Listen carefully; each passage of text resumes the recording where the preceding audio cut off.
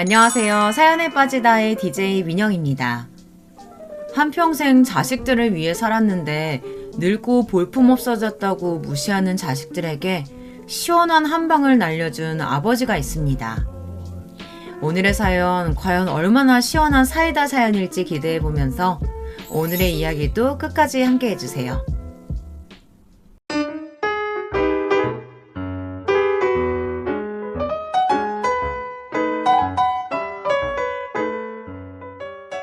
안녕하세요. 저는 3남매의 아버지입니다.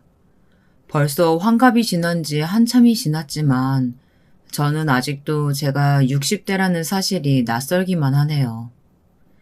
그도 그럴 것이 제가 최근에서야 세월이 이렇게 훌쩍 지나가 버렸다는 사실을 깨달았습니다. 품 안의 자식이라고 저는 아직도 제 자식들이 책가방 메고 학교에 들어가던 모습이 생생한데 어느새 이렇게 시간이 지났는지 모르겠습니다. 저도 젊었을 땐 몰랐어요. 제가 이렇게 금방 늙은이가 되어버릴 거라고는 말이죠. 제 젊은 시절은 보통의 사람들과 다르다면 좀 달랐습니다. 35살의 이른 나이에 사랑하던 아내를 갑작스레 잃고 홀로 3남매를 키웠거든요. 그 세월도 벌써 30년이 다 되어가네요. 9살, 8살, 7살. 아내가 갑작스러운 교통사고로 세상을 떠났을 때 제 아이들의 나이입니다. 저는 그날의 기억이 아주 생생해요. 당시에 저는 조선소에서 일하던 배관공이었습니다. 동네에서 꽤 알아주는 실업계 고등학교에 다니던 저는 뭐든 나중에 도움이 될 만한 자격증이란 자격증은 다 땄어요. 그 덕분에 졸업하기도 전에 조선소에 취직이 됐죠. 용접을 잘하다 보니 자연스레 배관공들 밑에서 보조를 했습니다. 그런데 배관이라는 게 배우면 배울수록 재밌더라고요. 그래서 저는 조선소에서 일하면서 공부를 병행해 곧바로 배관 기능사 자격증까지 땄습니다. 일찌감치 기술을 배워 일한 덕분에 돈은 금방 모았죠. 그러다 보니 주변에서는 장가를 가라고 난리였어요. 그때까지만 해도 조선업이 워낙 성황일 때라 여자를 소개해주겠다는 맞선 자리가 줄을 섰죠. 이렇게 말하면 아내가 하늘나라에서 서운해할 수도 있지만 사실 저는 총각 시절 맞선을 정말 많이 봤어요. 못해도 100번은 넘게 봤을 거예요.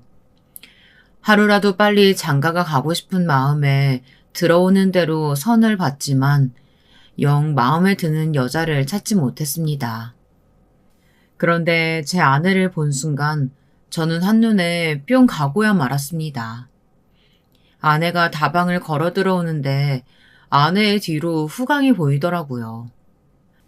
그 순간 저는 아내를 보자마자 어떻게든 저 여자와 결혼해야겠다는 생각뿐이었습니다. 몇 개월 동안 데이트를 하고 저는 쉬지 않고 아내에게 구애했어요. 결혼하자고요. 당시에 세상 물정이라고는 모르던 23 꽃다운 나이의 아내는 결국 제게 넘어왔습니다. 그렇게 저희는 부부가 되었죠. 아들, 딸, 아들, 황금 비율로 3남매를 낳은 저희 부부는 금슬이 너무 좋았어요. 그러니 연년생으로 셋을 연달아 낳을 수 있었던 거겠지만요. 그때까지만 해도 제 인생은 장밋빛이라고 생각했습니다. 그런데 저희 부부 사이가 너무 좋아서 하늘이 질투했던 걸까요? 행복했던 제 인생을 산산조각 내는 사고가 있었습니다. 제 아내는 첫째, 둘째를 학교에 데려다주고 막내와 함께 집에 돌아오던 중 교통사고를 당했습니다.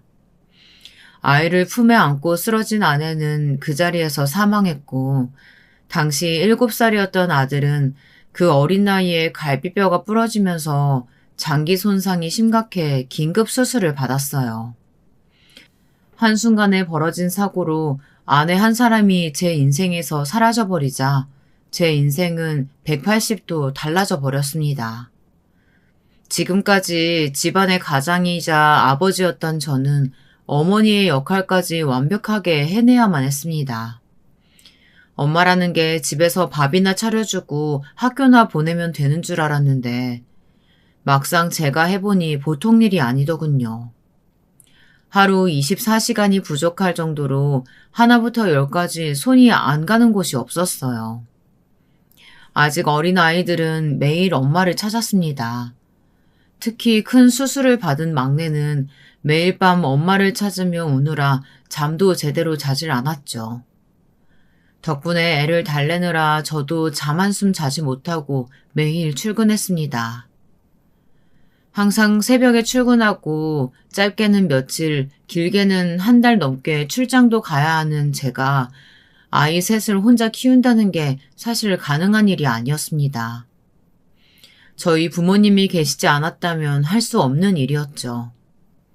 저는 결국 부모님 댁으로 들어가 살았습니다. 당시에 연세도 많으시고 당뇨로 고생하시던 어머니께서 저와 아이들 때문에 고생 많이 하셨죠. 저를 보며 이래저래 속상하셨을 어머니는 제게 당연하다는 듯 재혼을 권하셨어요. 그럴 때마다 저는 애 셋 딸린 호라비에게 누가 오겠냐고 농담처럼 넘겼지만 어머님은 쉽게 넘어가 주질 않으셨죠. 그럴 때마다 저는 단호하게 제 생각을 말씀드렸습니다. 재혼 생각은 전혀 없다고요. 네 나이 아직 40도 안 됐는데 이 어린 새끼들을 혼자 어떻게 키우려고 그래. 내가 어떻게든 애든 엄마는 찾아볼 테니까 걱정하지 말고 이 애미가 시키는 대로만 해. 애들 엄마도 저고 애들 아버지도 저예요. 저한테 여자는 죽은 애들 엄마뿐이니까 이제 그 얘기는 그만 좀 하세요. 아내와 한 약속이 있었습니다. 아내에게 결혼하자고 고백하면서 저는 영원히 아내만 사랑하겠다고 약속했어요.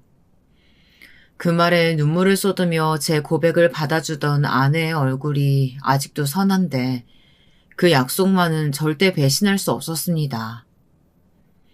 전 그 다짐대로 홀로 30년을 살았습니다. 아이들도 얼마나 잘 키웠는지 셋 다 의사로 키웠어요. 어떻게 그게 가능하냐고요? 제 자랑 같지만 사실 저도 어릴 때부터 머리 하나는 기똥차게 좋았습니다. 그랬으니 그 많은 자격증도 척척 따냈죠. 아이들은 누구 하나 빠지는 거 없이 셋 다 공부를 잘했어요.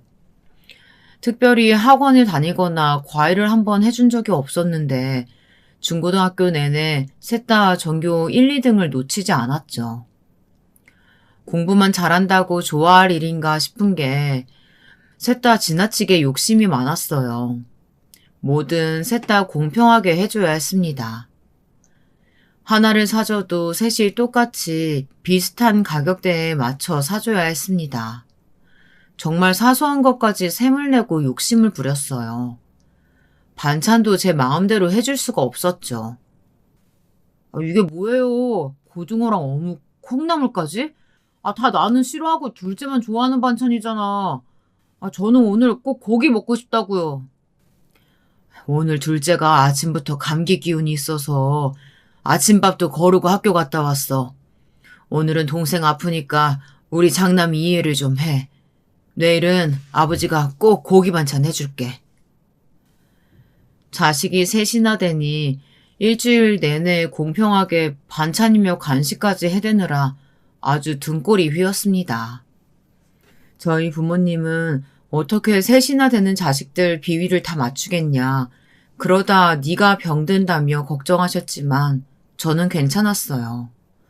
제가 돈이 많아서 부족한 거 없이 뭐든 풍족하게 다 해주는 것도 아니었고 그렇다고 살뜰하게 챙길 엄마도 없는데 이 정도는 해줘야 한다고 생각했습니다.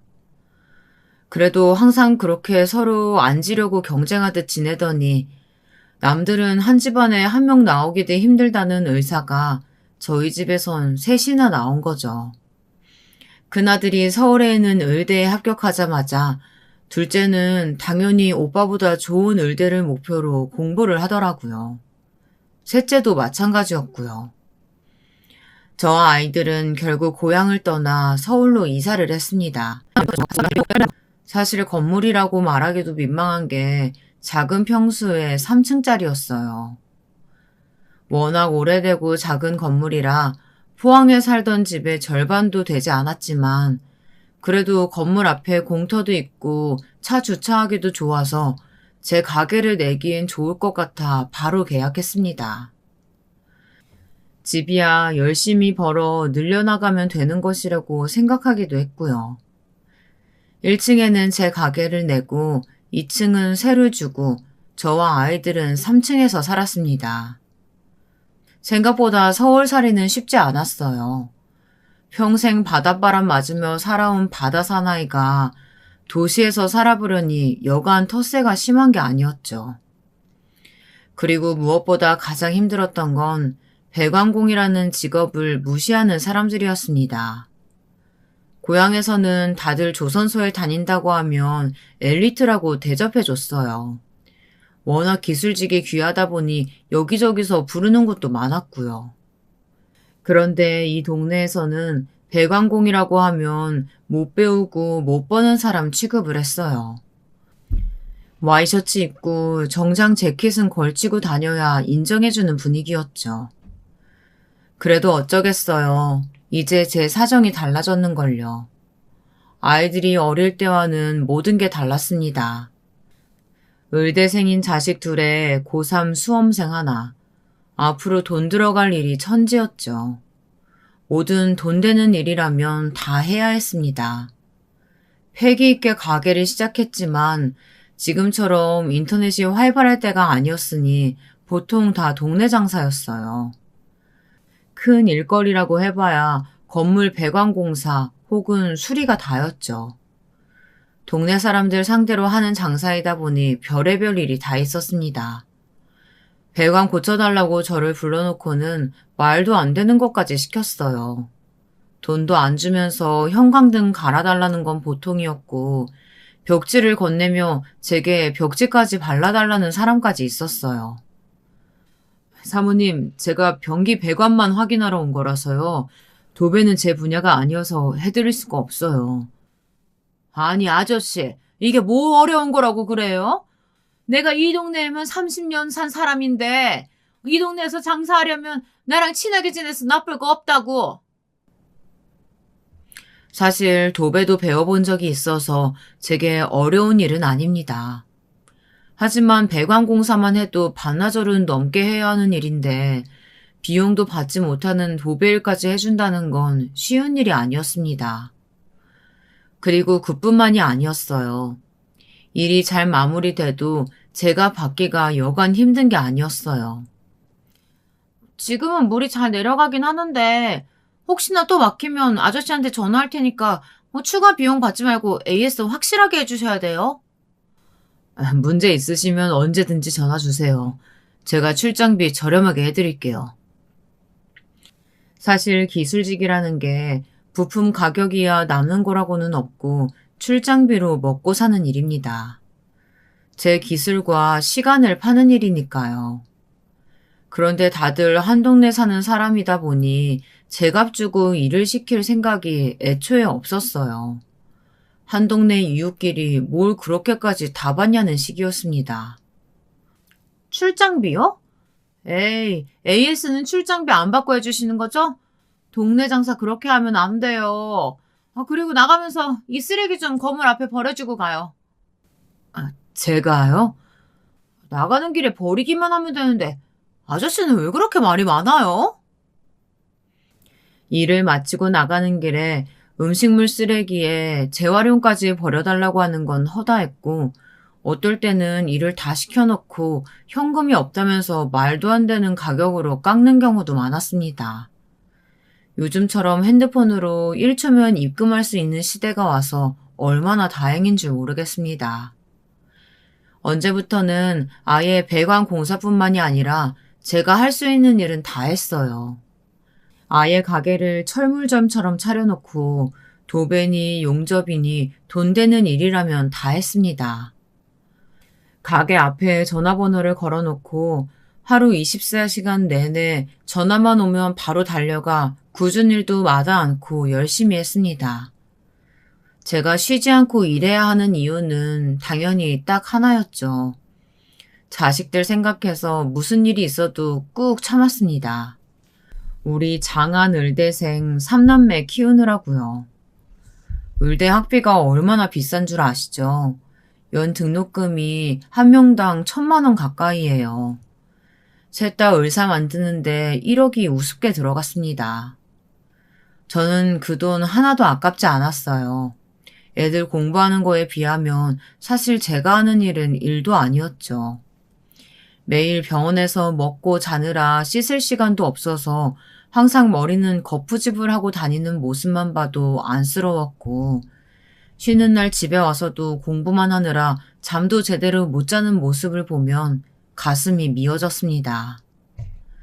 그러던 어느 날이었습니다. 집에 큰일이 또 한 번 생겼어요. 제게 남동생이 하나 있습니다. 하나밖에 없는 동생이었지만 부모님 돌아가시고 몇 년 동안 아예 연락도 끊고 왕래도 안 하고 지냈어요. 제 사정을 모르는 사람들은 부모님이 돌아가셨어도 형제는 형제인데 형이 동생을 챙겨야지 그러면 되겠느냐고 하실 수도 있지만 저는 동생 면상도 보고 싶지 않았어요. 제 동생이지만 사람 같지 않아서 아예 상종하고 싶지 않았거든요. 그런데 그런 동생이 어떻게 알고 서울 제 가게까지 찾아왔더라고요. 동생은 어릴 때부터 사고뭉치였어요. 이웃에 사시는 어른들 말씀으로는 제 동생이 집집마다 안 깨뜨린 장독대가 없을 정도라고 할 정도로 동네에서는 유명한 사고뭉치였죠. 자라면서도 공부할 생각은 안 하고 매일 불량한 친구들이 몰려다니던 버릇을 못 버리고는 어디서 깡패 같은 녀석들과 어울려 다니더니 결국은 직업 한번 가진 적 없이 사고만 치고 다녔습니다. 경찰서에서도 여러 번 연락이 와서 제가 빼온 게 한두 번이 아니었죠. 저도 아내 죽고 아이들 키우느라 정신 없어서 동생은 신경 쓸 겨를도 없었어요. 사실 괜히 신경 써봐야 챙겨야 할 일만 하나 더 늘어나는 격이니 일부러 모르는 척하고 살았죠. 어머님이 돌아가셨을 때 동생 녀석은 연락도 안 됐어요. 그러고는 아예 장례식장에 코빼기도 보이지 않았죠. 그런데 어떻게 알고 장례식장에 나타났더라고요.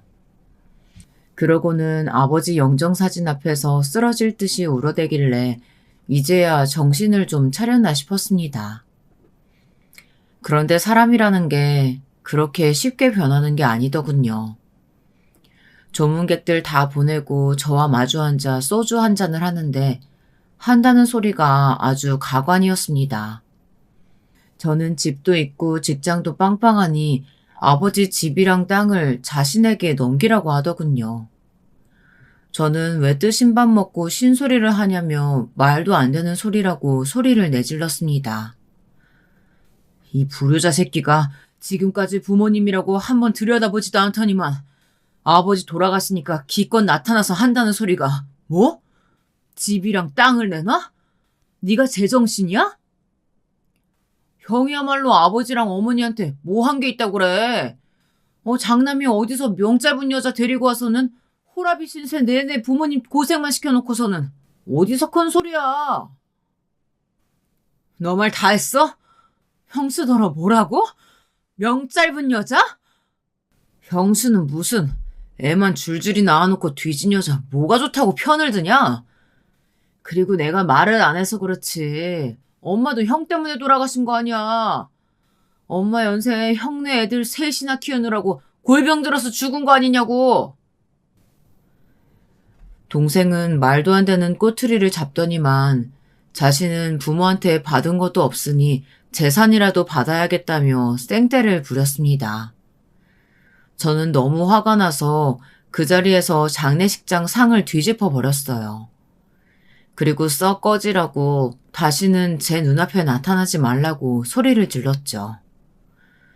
네가 받은 게 없기는 뭐가 없어. 네가 사고 칠 때마다 나랑 부모님이랑 뒷수습하고 다니느라 얼마나 고생했는 줄 알아? 그때 장례식장 구석에서 잠을 자던 막내 아들이 제 큰 소리에 놀라 잠에서 깨 울었어요. 저는 놀라 우는 아들을 달래며 방으로 들어가 버렸습니다. 그런데 그 사이 이 동생이라는 새끼가 부조금으로 들어온 돈을 다 가지고 도망가 버렸어요. 이건 동생 새끼가 아니라 아주 도둑놈 새끼였죠. 저희 집 사정을 아는 동네 사람들은 다들 경찰에 신고하라고 어디 그런 자식 새끼가 있냐고 했지만 저는 신고하지 않았습니다. 지금까지 사고란 사고는 다 치고 다녀서 동네에도 워낙 소문이 나서 어디 가도 사람 취급 못 받고 사는 놈이었습니다. 이제 뒤에서 도와줄 부모님도 안 계신데 그 돈 먹고 떨어지라는 심정으로 그냥 보내줬습니다. 사실 저도 부모님 다 돌아가시고 혼자 자식들 키우느라 그런 놈까지 신경 쓸 겨를이 없기도 했고요. 그런데 그런 녀석이 갑자기 제 앞에 나타난 것이었어요. 그때가 둘째 딸이 의대에 막 입학한 지 얼마 되지 않았을 때였으니 거의 10년 만에 나타난 거였어요. 동생은 아무 일도 없었다는 듯이 이제와 제게 기술을 가르쳐달라고 하더군요. 저는 절대 그럴 생각 없다고 다시는 찾아오지 말라고 내쫓아 버렸습니다. 그런데 그 다음날부터 집 근처 찜질방에서 먹고 자면서 내내 저를 찾아오더군요. 형, 내가 그때는 너무 철이 없었어. 내가 잘못했어. 나도 조금 있으면 50이야. 지금까지 산전수전 다 겪으면서 고생이랑 고생 다 했는데 힘들 때마다 형 생각만 나더라. 나 정말 지금부터라도 정신 차리고 잘 살고 싶어. 그러니까 형이 제발 나 한 번만 믿어줘. 여러분이라면 어떻게 하시겠어요? 동생을 믿을 수 있으신가요? 저는 고민에 빠졌습니다. 그리고 동생 말이 자꾸만 머릿속에 맴돌았어요. 자신도 조금 있으면 50이라는 말이요. 핏줄이라는 게 이런 건가 봐요. 50이 될 때까지 장가도 못 가고 변변한 일자리 하나 없이 떠도는 신세로 지낸다는 게 마음이 아팠습니다. 저는 결국 동생을 받아줬어요. 지금 와 생각하면 제 인생에서 가장 큰 실수라면 실수였습니다. 그 일로 자식들에게 듣지 않아도 될 원망까지 듣게 되었으니까요. 그래도 고향을 떠나와 외지 생활에 매일매일 지쳐갈 때였는데 그래도 곁에 동생이 함께 있어주니 저도 나름 원동력이 되긴 하더라고요. 그리고 동생도 처음 약속했던 것처럼 정말 성실하게 제게 일을 배웠어요. 하지만 자식들 생각은 좀 달랐죠. 저희 3남매만 살아도 좁은 집에 갑자기 동생까지 들어와 살다 보니 아이들은 많이 불편했나 봐요. 삼촌 언제까지 우리 집에 계시는 거예요? 설마 이대로 저희랑 계속 같이 사시는 건 아니죠? 큰아들이 불편할 만했습니다. 제가 서울에 올라와 산 주택은 방이 3개이기는 했어도 방이 다 좁았어요. 거실은 워낙 외풍이 세서 겨울에 거실에서 자는 건 밖에서 자는 거랑 별반 다르지 않을 정도였죠. 원래는 딸아이와 제가 각각 작은 방을 쓰고 큰아들과 막내가 가장 큰 안방을 썼었는데 동생이 오고 나서는 막내가 제 방으로 왔어요.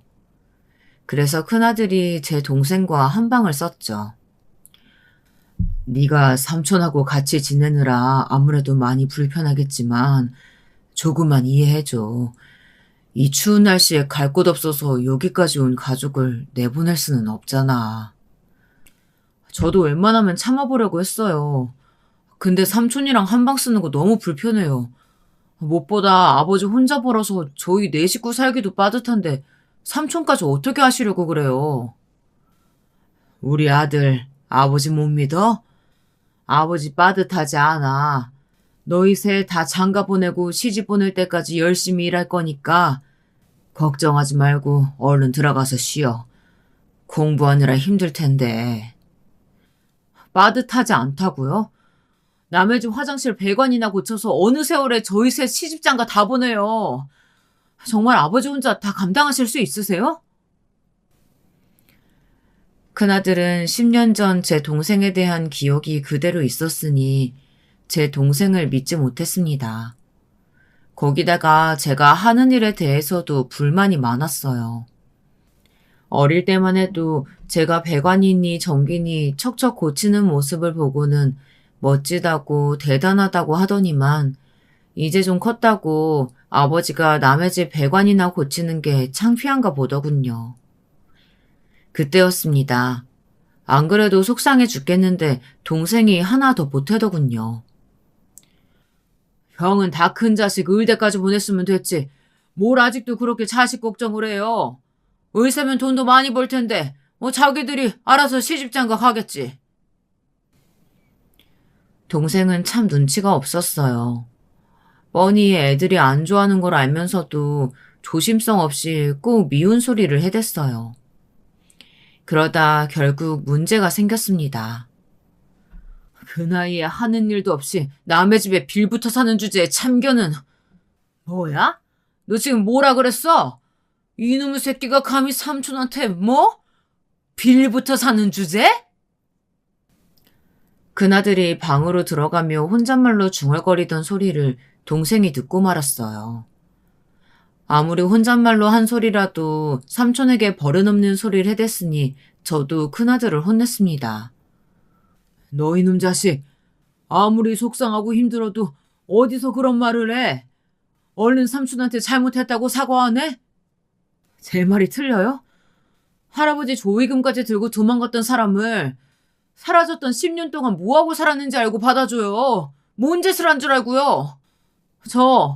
더는 삼촌하고 같은 방 못 써요. 당분간 친구 집에서 지낼 테니까 그런 줄 아세요. 큰아들은 그 길로 짐을 싸서 나가버렸습니다. 학교 근처에 하숙하는 친구 집에서 지낸다고요. 큰아들은 그러고 영영 집으로 돌아오지 않았습니다. 집을 나간 뒤 친구와 함께 살며 곧바로 전문의 시험에 합격해서 바로 병원 숙소로 들어가 버렸거든요. 그러고는 레지던트 생활을 하면서 장가를 갔으니 제 동생 때문에 나간 이후 큰아들과는 함께 산 적이 없었습니다. 그러는 사이에도 크고 작은 일들이 끊이지 않고 일어났어요. 다 제 동생 때문이었죠. 동생은 50 넘어서도 철이 들지 않았어요. 저를 쫓아다니며 기술을 배운답시고 따라다니기는 했는데 사실상 짐이나 좀 나르고 운전이나 했지 영 실력이 늘지 않더라고요. 이왕 기술을 배우기로 한 거 도배나 타일 기술이라도 좀 배워오라고 동네 아는 인테리어 사장님께 보냈습니다. 그분도 50 넘어 인테리어 일을 시작해서 환갑이 넘은 당시에 가게까지 차렸으니 나름 본보기로 삼아 열심히 해보라고 보냈죠. 그런데 일을 배우기는커녕 매일 사고만 더 쳤습니다. 돈을 벌어오라고 보냈더니 사고 쳐서 물어주는 돈이 더 많았어요. 인테리어 사장님 말이 제 동생은 애초에 일머리가 없는 사람이래요. 젊을 때 제대로 일 한번 해본 적 없는지 말귀도 잘 못 알아먹고 사람 상대할 줄도 모른다고요. 결국에 거기서도 잘려서 다시 하는 일 없이 집에서 빈둥거렸습니다. 어지간히 꼴보기 싫더군요. 그런데 하필이면 그때 동생이 대형 사고를 쳤습니다. 개가 똥을 어떻게 끊겠어요. 언제부터였는지도 모르는 사이에 동생은 하라는 일은 안 하고 동네 게임장을 드나들었나 보더라고요. 거기서 어울려 다니던 사람한테 돈을 자꾸 빌리다 보니 사기꾼들 눈에 든 거죠. 머리는 나빠 보이고 가진 것도 없어 보이니 사기꾼들이 제 동생을 이용한 겁니다. 어느 날 경찰이 집에 찾아왔어요. 동생이 도박장을 개설하고 운영했다면서 조사할 것이 있으니 동행해야 한다고요. 저는 놀라서 동생에게 무슨 일이냐고 나무랐는데 동생은 억울해했습니다. 자신이 한 게 아니라고요.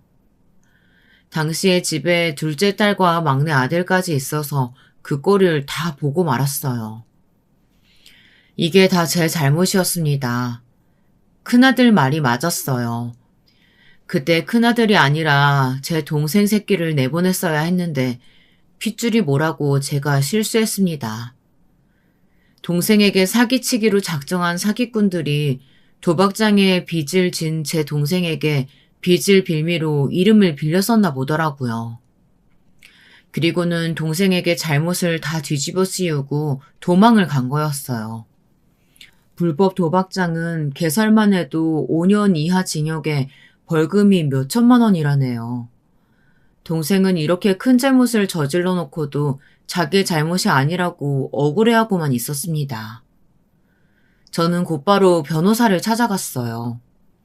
그런데 이미 증거가 너무 확실해서 이대로 가만히 있다가는 실형을 살 수도 있겠다고 하더군요. 저는 당시에 수중에 있는 돈이라곤 정말 애들 등록금밖에 없었습니다. 벌금이 얼마나 나올 줄은 모르겠지만 그 돈을 벌금으로 다 내고 나면 아이들 등록금이 걱정이었어요. 형, 나도 내가 정말 왜 이러는지 모르겠어. 나 한 번만 도와줘. 하나밖에 없는 동생 이대로 까빵 보낼 거야? 저는 동생이 한심하고 너무 미워서 태어나 처음으로 동생에게 손찌검을 했습니다. 에휴, 이 미친놈아. 도대체 언제까지 이러고 살래? 부모님이 하늘나라에서 보면 얼마나 속상하시겠어. 네가 이제 하다하다 조카들 등록금까지 날리게 해? 답답한 저는 동생에게 달려들어 머리통이고 등이고 닥치는 대로 때렸습니다. 그래봐야 뭐 하겠어요. 어차피 방법은 없는걸요. 저는 결국 자식들에게 있는 그대로 말했습니다. 아무리 미워도 삼촌을 전과자로 만들 수는 없으니 이번 학기만 학자금 대출을 좀 알아보자고요. 둘째 딸과 막내는 노발대발 난리가 났습니다. 이럴 줄 알았다면서요. 아버지는 도대체 왜 그래? 할머니, 할아버지도 포기한 삼촌을 아버지가 어떻게 바꾸겠다고 데리고 살다가 이 지경까지 만드냐고. 공부하기도 힘들어 죽겠는데 이제 나더러 등록금 걱정까지 하라는 거야? 너희는 걱정할 필요 하나도 없어. 아버지가 다 알아서 할 테니까 너희는 공부만 해. 집안 꼴이 이 지경인데 무슨 공부를 해. 누나 형 공부할 때는 안 그러더니 나 이제 본과 들어가는데 불안하게 자꾸 이래야겠어? 안 그래도 공부하느라 매일 힘들어하는 애들에게 민폐를 끼쳤으니 저는 어떻게든 제가 해결하겠다고 했습니다. 지금 생각해보면 그러지 말았어야 했어요. 부모라고 등록금이고 뭐고 다 내주는 게 당연한 게 아닌데 저는 지금까지 그게 당연하다고 생각하며 제가 무리해서라도 자식들 일이라면 뭐든 해주려고 아등바등 살았던 거죠. 자식들 마음을 이해 못한 건 당연히 아니었습니다. 하지만 돈이야 빌려서라도 어떻게 해결하면 되지만 50 넘은 동생을 제 손으로 감옥에 보낼 수는 없었어요. 저는 우선 동생 일을 해결했습니다. 그리고 건물 담보로 대출을 받아 급한 불부터 껐어요. 그런데 그게 또 화근이 되어서 큰아들이 난리를 치더군요. 저 와이프랑 병원 나와서 개업할 거라고 건물 담보로 대출 좀 해달라고 할 때는 모른 척 하시고는 삼촌이 사고 치니까 바로 대출 받으셨다면서요? 그렇게 말하면 안 되지. 너 결혼할 때 꼭 아파트 들어가야 한다고 해서 아버지가 있는 돈 다 끌어다가 해줬잖아. 그리고 병원 얘기했을 때도 우리 건물 2층 이야기했더니만 네가 안 들어온다며. 네, 그랬습니다. 큰아들 결혼할 때 사실 제가 아파트까지 해줄 여유는 안 돼서 빌라를 알아보고 있었는데 상견례 자리에서 사돈댁이 아파트 아니면 안 된다고 하시더라고요. 명색이 둘 다 의사인데 빌라가 말이 되냐고요. 할 수 없이 전세로라도 무리해서 장가를 보냈습니다. 다 쓰러져가는 건물에 근처에 지하철역도 하나 없는데 누가 여기서 병원을 해요? 멀쩡하게 잘 다니던 대학병원을 그만두고 며느리와 둘이 개업을 하겠다면서 제게 건물 담보로 대출을 받아달라더군요. 저도 그건 당연히 안 된다고 말하려고 했는데 제가 말하기도 전에 이미 둘째, 셋째가 난리가 났더군요. 제가 말씀드렸었죠. 셋 다 아주 욕심이 많다고요. 왜 큰오빠만 개업을 해주냐면서 그러면 똑같이 해줘야 한다고 말도 안 되는 소리를 했죠. 이 건물이든 내 동생 일이든 너희는 상관없는 일이니 참견하지 마라. 앞으로 내가 다 알아서 할 테니까. 저는 참다 한마디 했습니다. 저도 살기 팍팍하고 피곤한데 다 큰 자식들 사정까지 일일이 다 알고 싶지 않았어요. 그래서 다시는 제 건물 가지고 이러쿵 저러쿵 얘기하지 말라고 경고했습니다. 더는 자식들 눈치 보며 살지 않겠다고 다짐했습니다. 그런데 세상 일이라는 게 어디 제 마음대로 되나요? 시간이 흘러 어느새 삼남매는 모두 다 의사 선생님이 됐습니다. 그리고 몇 년 전까지만 해도 좁게만 보였던 집이 텅 비어버렸어요. 저와 동생만 남고 다들 독립해 나갔죠. 첫째 아들에 이어 둘째 딸도 제 짝을 만나 시집을 갔어요. 막내 아들은 다니는 병원이 집에서 멀다며 오피스텔을 구해 나갔습니다. 저는 시원하면서도 한편으로는 기분이 묘했습니다. 시간이 너무 쏜살같이 지나간 것 같아서요. 그런데 그건 제 생각이었나 봐요. 제 몸도 어느새 늙어 예전 같지 않았습니다. 얼마 전부터 제가 소화가 잘 안 되더라고요. 밥을 안 먹어도 자꾸만 속이 답답하고 울렁거리는 게 아무래도 어디가 잘못됐나 싶었죠. 저는 겸사겸사 큰아들에게 전화했습니다. 큰며느리와 정형외과를 운영하는 아들은 항상 바빴습니다. 얼굴 본 지도 한참 됐죠. 다행히 오전이라 환자가 덜한지 바로 전화를 받길래 저는 안부부터 물었습니다. 밥은 잘 먹고 다니는지 병원은 잘 되는지 물었죠. 병원이 잘 되면 뭐해요. 임대료에 인건비에 다 나가고 그러고 나면 대학병원 다닐 때보다 더 벌지도 못하는데. 저는 아들의 하소연에 원래 자기 가게 하는 게 더 힘들다. 남의 밑에서 월급 받을 때가 더 편한 거라며 농담식으로 말했습니다. 그런데 아들은 그런 제 말이 듣기 싫은지 말을 끊어버리더니 무슨 일로 전화했냐고 묻더군요. 내가 요즘 소화가 영 안 돼. 뭔 검사를 하긴 해야겠다 싶어서 우리 장남한테 물어보려고 전화했지. 그래서 제가 건강검진 꼬박꼬박 받으시라고 말씀드렸잖아요. 둘째가 다니는 병원에서 건강검진 하니까 걔한테 물어보세요. 큰아들은 원래 나이가 들면 위에 염증도 잘 생기고 소화기관도 약해지는 거라면서 건강검진을 받아보라고 하더라고요. 저는 지금까지 하루도 안 쉬고 가게 문을 여느라 매일 북박이처럼 가게에만 있다 보니 건강검진은 받아본 적이 없었거든요. 자식이 셋 다 의사면 뭐 하겠어요. 하나같이 다들 바쁘니 아버지라고 병원 한번 모시고 간 적이 없었죠. 저는 지금까지 자식 셋을 키우면서도 자식들에게 짐이 되지 않으려고 부단히도 노력하며 살았습니다. 주변 사람들은 자식 셋 다 의사이니 제가 대단한 호강이라도 받으면서 사는 줄 알았지만 전혀 아니었습니다. 어릴 때는 공부하느라 바쁘고 다 커서는 일하느라 바쁘니 부모라고 병원 한번 같이 가달라는 소리 하기가 힘들었죠. 제가 아무리 가족밖에 모르는 사람이라고 해도 저도 당연히 사람인지라 서운할 데가 없는 건 아니었어요.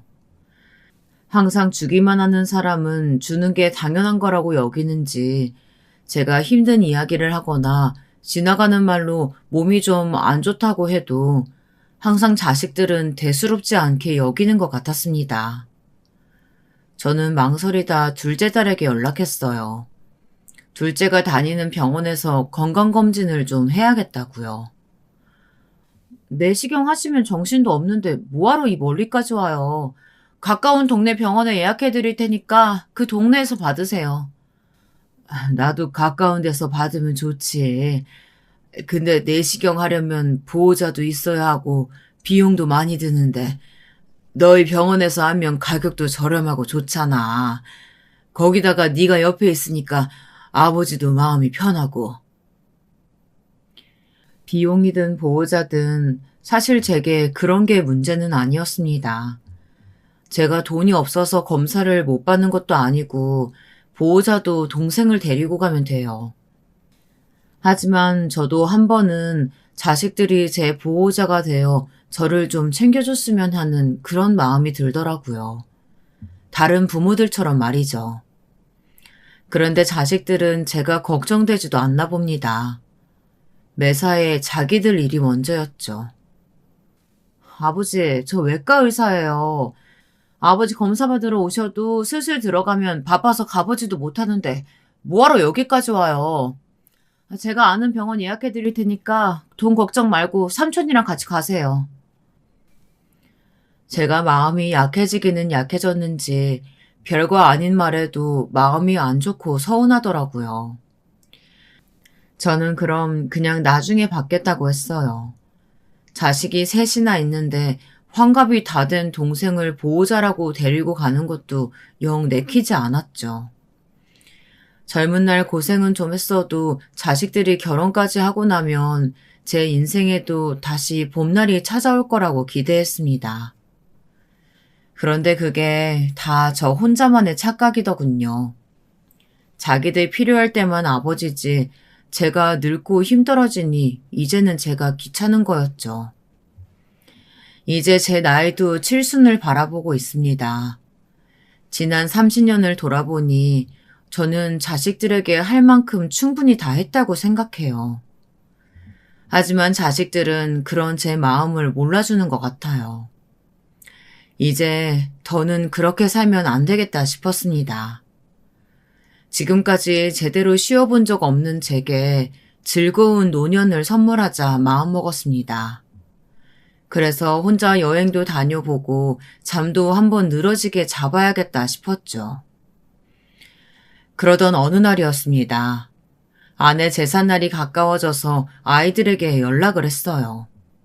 그런데 어쩜 셋 다 전화를 안 받더군요.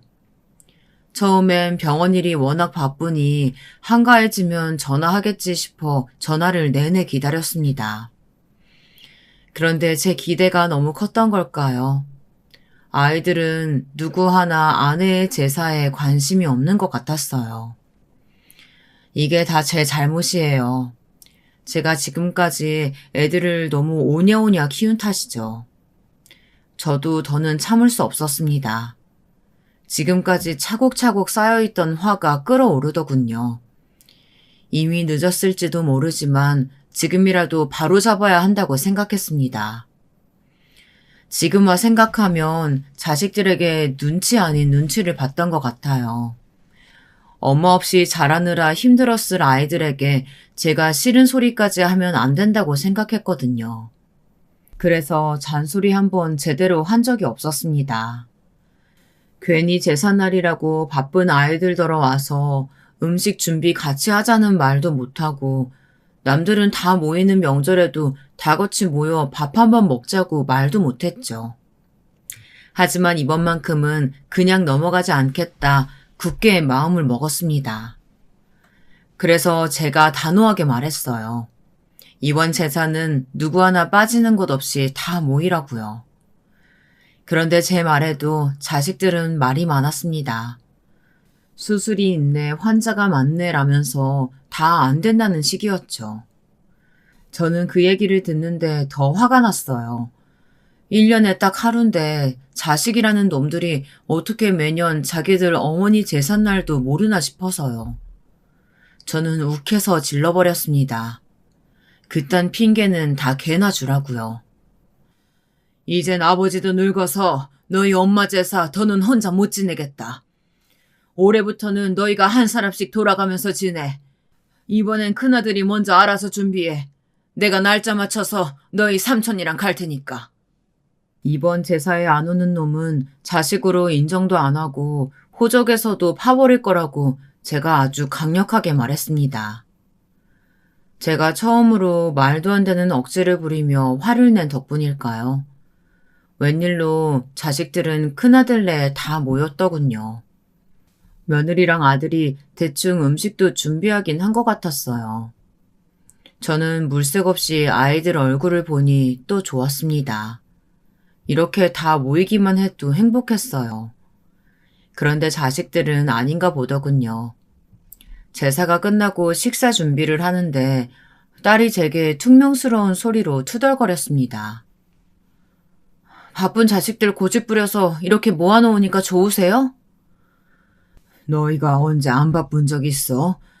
지금까지 너희 공부한다는 핑계로 엄마 제사는 이 아버지가 혼자 다 지냈잖아. 뒤늦게라도 자식 노릇한다 생각하고 앞으로는 너희가 알아서들 해라. 저는 마음을 굳게 먹고 제 생각대로 이야기했습니다. 제가 동생 하나 잘못 둔 죄로 이 나이까지 동생 끼고 살면서 자식들을 조금 불편하게 했을 수도 있습니다. 그렇다고 제가 부모로서 자식들에게 해줄 거 안 해주고 힘들게 한 적은 없어요. 그만큼은 자신할 수 있었죠. 그런데 자식들 생각은 달랐나 봐요. 자기들 엄마 제사상 한번 차리라고 했다고 아주 궁시렁궁시렁 말이 많더군요. 아버지는 자식들 생각은 안 하세요? 제가 저번에 건강검진 같이 못 가드렸다고 삐져서 이러시는 거예요? 저는 결국 터져버리고 말았습니다. 지금까지 참고 산 세월이 몇 년인데 제 앞에서 어떻게 그런 말을 할 수가 있을까 싶어서요. 지금까지 아내 없이 자식 셋 혼자 건사하며 사고뭉치 동생 뒤치다꺼리 하는 거 바로 옆에서 봐놓고도 자식이라는 놈들이 어떻게 저렇게 말할 수 있나 싶었습니다.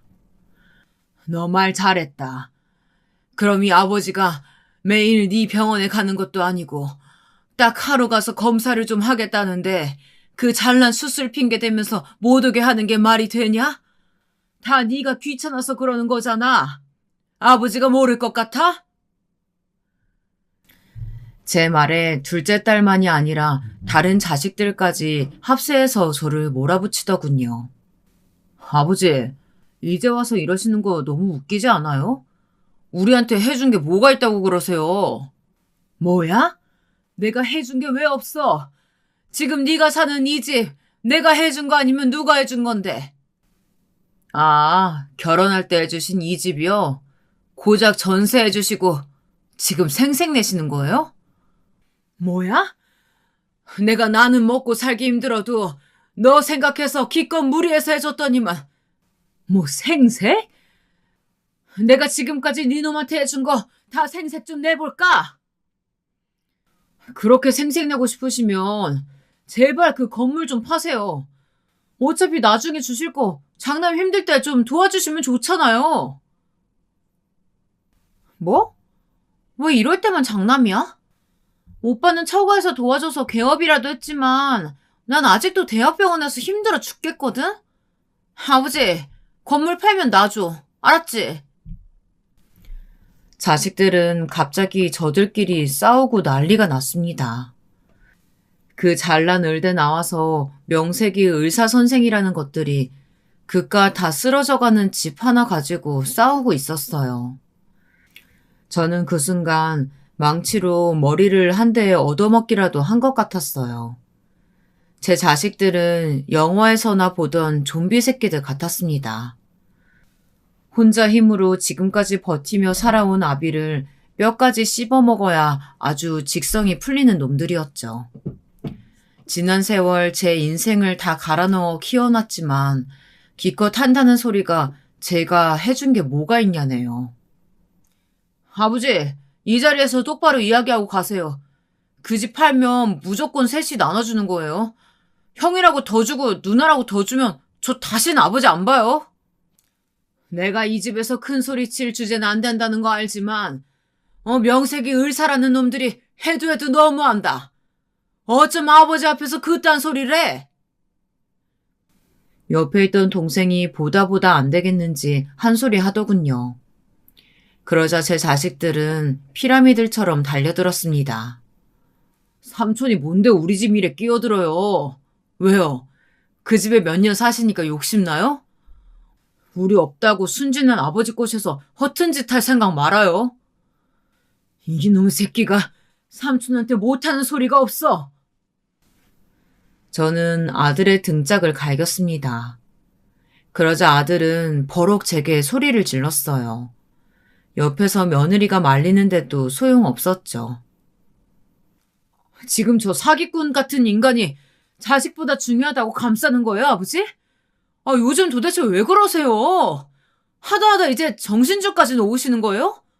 그만 가세요. 아내 보기 쪽팔려서 안 되겠어요. 자식이라는 놈이 아버지가 창피하답니다. 이젠 아예 저를 정신나간 노인네 취급을 하더군요. 저와 동생은 쫓겨나듯 아들 집을 나왔습니다. 그런데도 어느 녀석 하나 잡으러 나오는 놈이 없더군요. 그리고 며칠 뒤 저는 놀라운 이야기를 들었어요. 얼마 전부터 집 앞에 웬 공사를 하길래 무슨 공사인가 싶어서 부동산에 물어보러 갔죠. 그런데 부동산 사장은 오히려 제게 아직도 몰랐냐고 하더군요. 저희 집에서 5분 거리에 지하철역이 생긴다네요. 그래서 아마 건물 가격도 오를 거라고요. 저는 바로 이게 제게 주어진 마지막 기회라고 생각이 들었습니다. 지금부터라도 진짜 제 인생을 살아보기로 마음먹었죠. 저는 며칠 뒤 가게 문을 닫고 고향 포항으로 내려갔습니다. 서울에 올라온 이후 처음으로 셔터를 내리는 저를 보고 동네 사람들은 웬일이냐며 무슨 일이 생겼냐고 걱정했어요. 저는 당당하게 말했습니다. 앞으로 좀 시끄러워질 테니 이해를 좀 해달라고요. 동네 사람들은 도대체 무슨 소리냐며 의아해했지만 제 계획은 확실했습니다. 사실 제가 부동산에 이것저것 알아보러 간 것은 얼마 전 포항에 사는 친구 녀석에게 연락이 와서였어요. 저희 부모님 선산 주변으로 관심 있다는 사업자가 찾아왔는데 제게 관심 있냐고요. 어차피 저는 서울살이를 오래 했으니 포항에 내려올 생각이 아니면 가격 후하게 준다고 할 때 팔고 선산을 아예 옮기는 게 낫지 않냐고 했습니다. 저는 그 순간에도 자식들 얼굴이 먼저 스쳐 지나갔어요. 선산을 팔아 자식들에게 나눠주면 얼마나 좋을까 싶어서요. 그래서 아내 제삿날 자식들에게 이야기하려던 참이었습니다. 돈이 생기면 공평하게 나눠줄 테니 앞으로는 한시름 덜고 살라고요. 그런데 이 괘씸한 놈들이 저를 무시하고 지금까지 제가 희생하며 산 세월을 모욕했습니다. 이젠 제가 누군지 자식들에게 똑똑히 보여줄 차례였어요. 그 이후 저는 1년 넘게 자식들과 연락하지 않았습니다. 자식들 누구에게도요. 그리고는 동생과 여기저기 새 묘지 자리를 알아보러 다녔어요. 그리고 마침 집에서 멀지 않은 곳에 좋은 자리가 있어 그곳으로 부모님 묘를 이장했습니다. 그리고 포항에 부모님 선산을 포함해 주변 땅을 모두 다 팔았습니다. 주변 시세보다 훨씬 더 비싸게요. 그리고 그 돈으로 제 오래된 건물을 밀어버렸어요. 왜냐고요? 아주 근사하게 새로 건물을 올렸습니다. 사실 아래층만 상가를 주고 저도 건물에 살려고 했었는데 건물 짓는 사람들 말이 지하철역도 가깝고 상권이 좋아서 다 임대 주는 게 낫겠다고 하더라고요.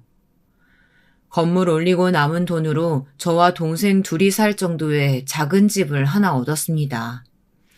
그리고 5층짜리 상가를 모두 다 임대 줬어요. 제 건물의 임대 조건은 딱 하나였습니다.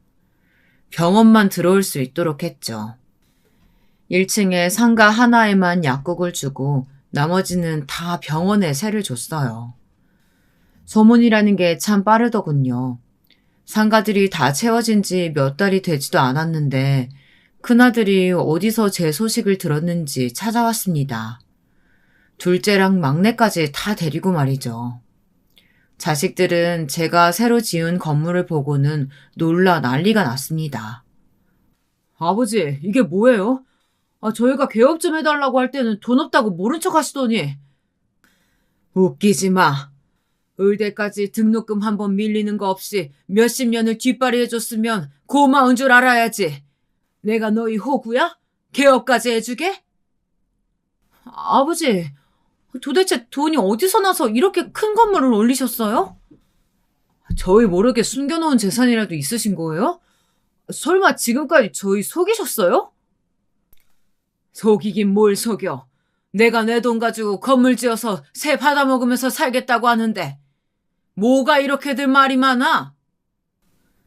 지금까지 연락 한 번 없다가 어디서 제가 건물 올렸다는 소리 듣고 찾아와서 한다는 소리가 참으로 어이가 없었습니다. 제 자식들이지만 이 정도로 정신 나간 놈들인 줄은 몰랐습니다. 이런 싸가지 없는 놈들을 봤나? 너희들이 의사 됐다고 나한테 용돈을 한 번 줬냐? 맛있는 거 한 번 사주길 했냐? 너희 셋 다 내 말 잘 들어라. 난 너희 부모로서 할 만큼 다 했다.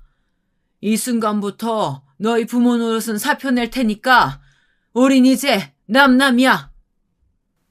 아무리 그래도 의사 자식이 셋이나 있는데 아버지 건물에 버젓이 다른 의사들이 들어와서 병원한다는 게 말이 돼요?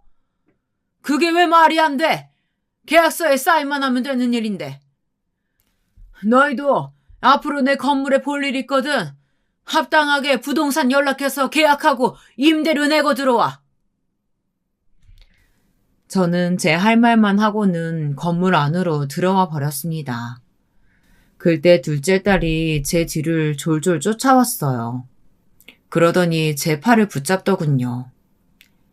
아버지, 제가 아버지 닮아서 보는 눈이 기가 막히는 거 아시죠? 이 건물 몫이 너무 좋아요. 이 앞에 지하철역이 생길 거라고 누가 알았겠어요. 가만 보니까 성형외과가 하나도 없더라고요. 저한테 기회 주시면 제가 이 건물 퀄리티에 확 올려드릴게요. 누나, 어디서 손수를 쳐? 아버지, 요즘은 정신과가 대세인 거 아시죠? 저는 큰 자리도 필요 없어요. 저기 엘리베이터 앞에 작은 자리 하나만 좀 빌려주세요. 엄연히 장남이 버젓이 있는데 너희들은 위아래도 없냐? 아버지, 어딜 가나 경력자 우대인 거 아시죠? 저 벌써 개인 병원만 5년 넘었어요. 저한테 맡기시면 제가 평생 아버지 책임질게요. 앞으로는 저희 집에서 같이 사세요. 얼씨구, 웃기고들 있네. 내 말 못 들었어? 나 사표 냈다니까. 난 이제 너희 아버지 아니고 건물주니까 필요하면 부동산에 얘기해. 그래도 예정 생각해서 내가 시세보다는 5% 싸게 빌려줄게. 자식들은 그게 말이 되냐면서 제게 한 번만 다시 생각해보라며 애원을 했습니다. 저는 듣기 싫어서 관리실 직원에게 외부인은 철저히 못 들어오게 하라고 자식들을 내쫓았어요. 그날 이후 자식들은 완전히 달라졌습니다. 제게 아침마다 전화해서 시키지도 않은 문안 인사를 하며 앓는 소리를 해댔어요. 건물주가 어쩌고 병원이 어쩌고 힘들어서 못 해먹겠다는 소리였죠. 저는 인심 쓰듯 5%를 더 할인해서 10%까지 할인해주겠다고 했습니다. 그러자 자식들은 그제야 제가 독하게 마음먹었다는 걸 알았는지 더는 애원하지 않더군요. 그리고는 큰아들과 둘째 딸은 정말 부동산을 통해 계약했습니다. 어쨌든 접근성도 좋고 시세보다 싼 임대료가 낫겠다 싶었나 봐요. 그리고 자식들이 하나 더 놀란 게 있었어요. 바로 제 동생이었습니다. 네, 물론 제 동생이 많이 부족합니다. 하지만 지난 몇 년 동안 함께 밥도 해 먹고 일도 같이 하면서 제 동생은 저를 살뜰히 챙겼습니다. 동생은 부모님의 선산을 팔 때도 자신은 자격이 없다면서 일체 받으려고 하지 않았어요. 하지만 제 마음이 편하지 않았습니다. 그래서 새로 지은 건물 한 층은 동생에게 넘겨주었어요. 과거에는 실수도 많이 했지만 그래도 지난 몇 년간은 제 곁에서 성실하게 살았으니 부모님 자식으로서 그 정도는 받을 수 있다고 생각했어요. 자식들은 혹여나 제게 미움 살까봐 제 앞에서 이야기하진 않았지만 분명 마음에 안 드는 눈치였죠. 하지만 상관없었어요. 앞으로는 자식들 눈치 안 보고 마음대로 떵떵거리며 살 거니까요. 요즘 저는 너무 편안하게 살고 있습니다. 자식들이 돌아가며 반찬까지 해다 주는 건 물론이고, 제가 말하지 않아도 건강검진이며 비타민 주사까지 척척 알아서 예약해주고 관리해주거든요. 자식들에게 받는 임대료도 생각보다 쏠쏠했습니다. 한편으로는 자식들이 이제와 제 건물을 노리고 여우짓들을 하니 얄밉기도 했지만 앞으로 제가 살아봐야 얼마나 더 살겠습니까? 어차피 가지고 있어봐야 죽을 때 가지고 가지도 못하는 건물 자식들에게 나눠주고 가야겠죠. 나중에 하늘에서 아내를 만나면 아내가 자식들을 어떻게 키운 거냐고 제게 뭐라고 하겠지만 그때까지만이라도 지금까지 못 해본 왕노릇 한번 늘어지게 해보고 갈랍니다.